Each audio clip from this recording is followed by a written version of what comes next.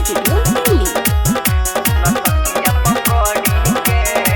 हमर मरदा रोज सुतेला सुन तकिया पकड़ी के। हमर मरदा रोज सुतेला सुन तकिया पकड़ी के। आज बुझे न मेहरी के दुख सखी रे। आज बुझे न मेहरी के दुख हमार छतिए पर चढ़ी के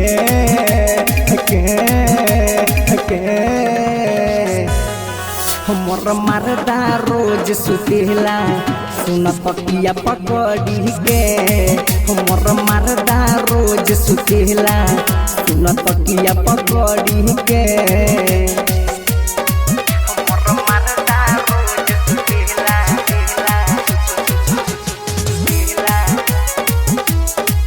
सुन तकिया पकड़ी के। Recording studio Delhi.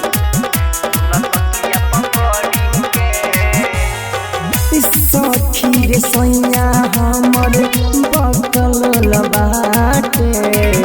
पकड़ी ले पाजा में जब लागे हमके ढाटे रे सखी।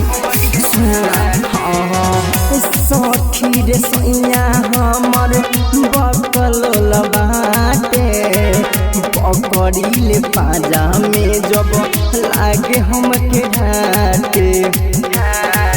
आज शादी करैलो तो अगुआ सखी रे।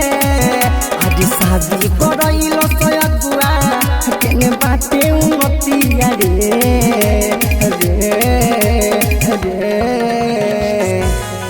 हमर मरदा रोज सुतेला सुन तकिया पकड़ी के।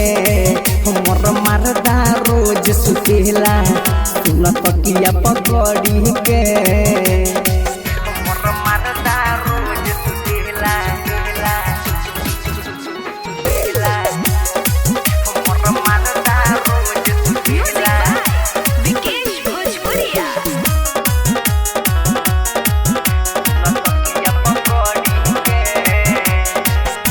फैशन सरोजे पर बनाही रहम। भले हम सुन सखी नैहरा में मारब सखी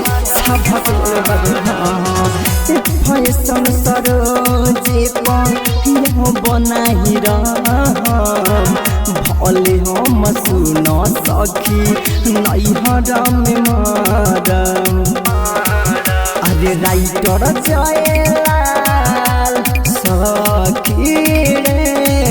अरे रीति नीत सकहे हमर घूमत मतिया रे।